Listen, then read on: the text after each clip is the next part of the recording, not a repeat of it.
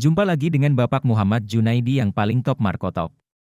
Semoga kalian semua dalam keadaan sehat dan bahagia selalu.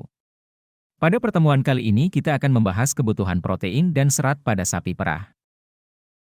Kebutuhan protein. Jumlah kebutuhan protein dari seekor sapi perah tergantung pada 1. Ukuran tubuh atau berat badan, 2. Pertumbuhan, 3. Produksi susu dan 4. Tahap kehamilan. Namun demikian, produksi susu memberikan pengaruh yang utama terhadap kebutuhan protein. Kebutuhan protein kasar pada tahap produksi susu yang berbeda ditampilkan dalam tabel 6.7. Tabel 6.7.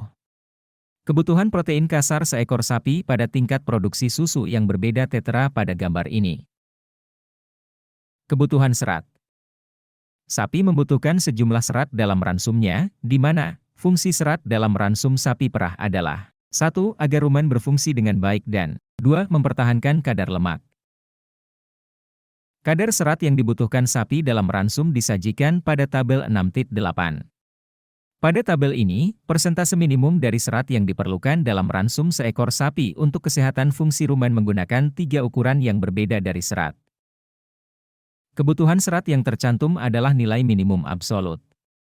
Tingkat yang dapat diterima dari neutral detergen fiber, NDF, dalam ransum adalah pada kisaran 30% sampai 35% dari bahan kering. Ransum dengan rendah serat dan kadar pati yang tinggi dapat menyebabkan dalam rumen menjadi asam. Keracunan akibat penumpukan asam dalam darah disebut asidosis.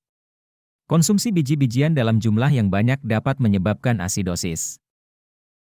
Menambahkan larutan buffer seperti sodium bikarbonat dalam ransum dapat mengurangi keasaman dan karenanya mengurangi efek ini. Larutan buffer biasanya dianjurkan untuk diberikan ketika biji-bijian yang dimakan per hari melebihi 4 atau 5 kg per sapi.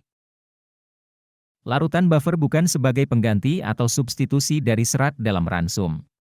Dengan demikian, memberi ransum rendah serat dalam jangka waktu yang lama harus dihindari. Demikianlah pertemuan kita kali ini. Sampai ketemu lagi pada pokok bahasan yang lain. Sa'alaam.